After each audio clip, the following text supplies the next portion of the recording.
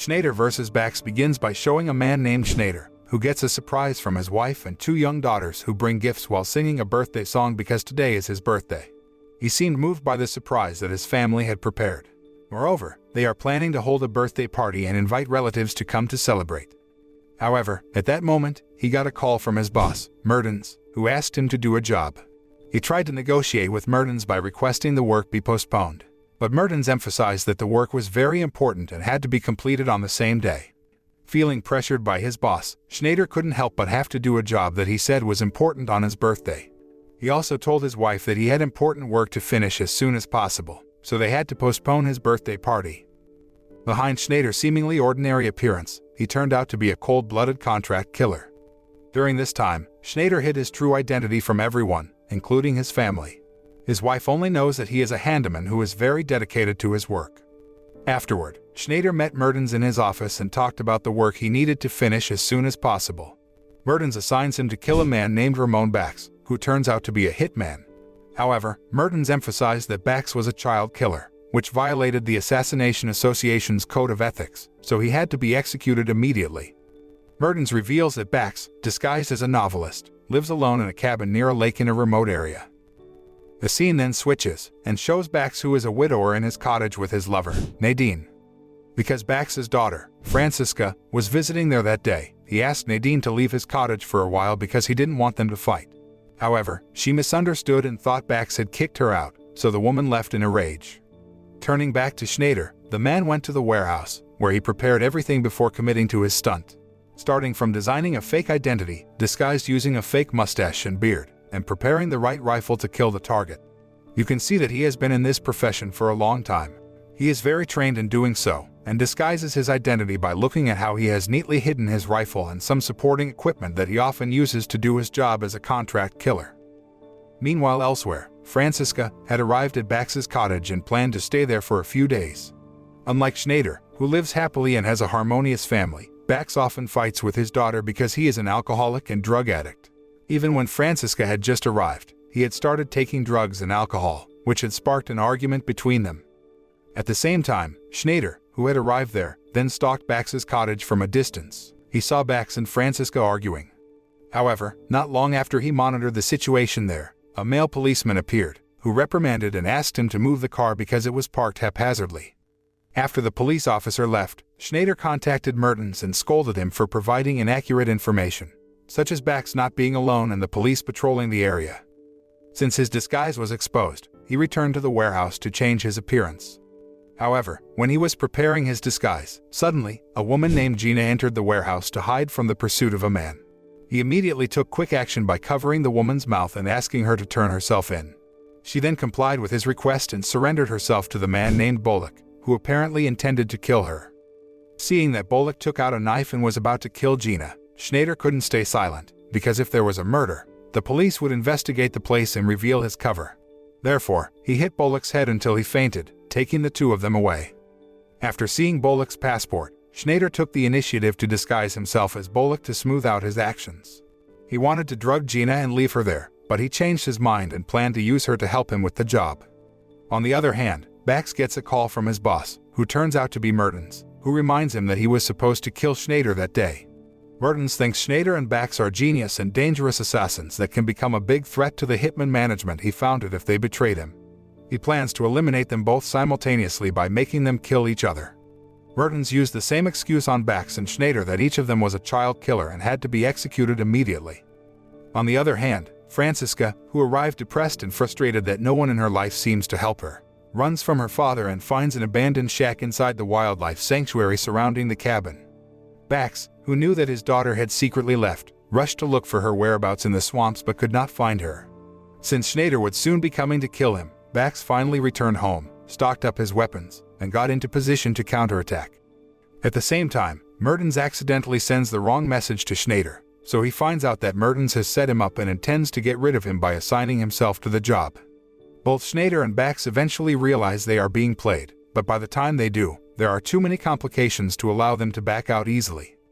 Schneider then stopped the car and thought about what to do next. After considering everything, he decided to kidnap Mertens and kill him, so he immediately turned the car around to go to Mertens' office.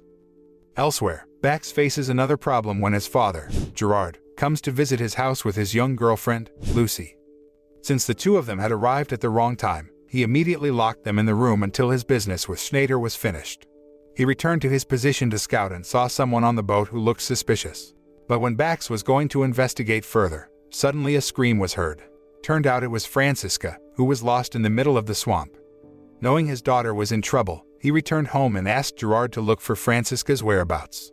Because Bax knows that Gerard often targets young women to satisfy his passionate sexual desire, he warns Gerard not to touch Francisca, and will not hesitate to kill him if he ignores his warning. When Gerard leaves to look for Francisca, Bax returns to his position to scout and sees a car approaching him. He thought that it was Schneider who had come. However, his estimate was wrong because it turned out to be Nadine and a man named Jules. She intends to take her stuff that is still left at Bax's house and confirms that their love affair has ended. Again, Bax had to leave his place and return home immediately. As it turned out, Nadine and Jules not only took his belongings but also stole Bax's valuables.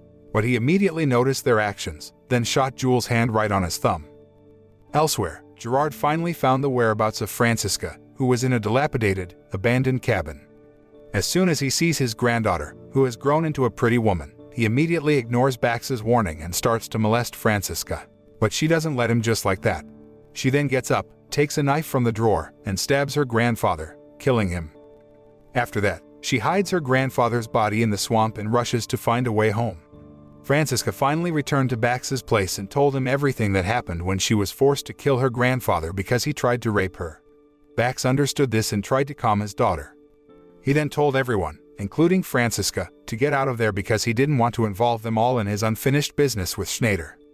Knowing that someone was going to kill her father, she insisted on staying there. After discovering that her father is a hitman, not just a novelist, she tries to help him kill Schneider. Meanwhile elsewhere, Schneider, who managed to kidnap Mertens, then took him to the shore of a lake and asked him to get on a boat. Afterward, Schneider put on a coat and hat to disguise Mertens' face and pushed the boat into the middle of the lake for Bax to see. On the other hand, Francisca then told Bax about a man on the boat who looked suspicious. So, he prepares his sniper rifle and kills the man. After examining the man's body, he was surprised to find out that the man was not Schneider but Mertens. After the death of his boss, Bax prepares to leave the house since his boss is dead and the contract is off. He considers this principle also applies to his rival, Schneider. But Schneider sees him and Francisca as a rival who has seen too much and wants to kill them. Schneider then asks Gina to leave from there. Before leaving, she advises him not to kill Francisca since that woman wasn't involved in any of this. After that, Schneider fired several shots at Francisca, who was inside the house, forcing her to sneak away. Having managed to escape the window, she rushes to the car where Bax is already there, and prepares to run away because he thinks he doesn't need to fight back and kill Schneider because their boss is dead. But apparently, Schneider didn't just let them go. He fired one shot and managed to shatter the windshield. Not wanting to put his daughter in danger, Bax rushed out of the car to launch a counterattack. Schneider immediately moved to another place to get a wider range of fire to kill Bax. After finally killing Bax, Schneider makes Francisca his next target. Meanwhile, Francisca, who finds out that her father has died, discovers renewed inner strength and picks up her father's sniper rifle. They hunt each other, and he wants to kill her as the last witness to his crimes. Schneider was trying to find Francisca's whereabouts in the forest. When he heard some movement nearby, he immediately fired shots in that direction without checking first. But this time, he shot the wrong target because it wasn't Francisca who was there, but Gina, who went back to prevent him from killing Francisca. At the same time, Schneider got a call from his wife, who asked to go home immediately because his birthday party was about to start. After that, he tried to chase after Francisca until he finally arrived at the abandoned cabin. Schneider manages to disarm Francisca outside the abandoned shack where she killed her grandfather.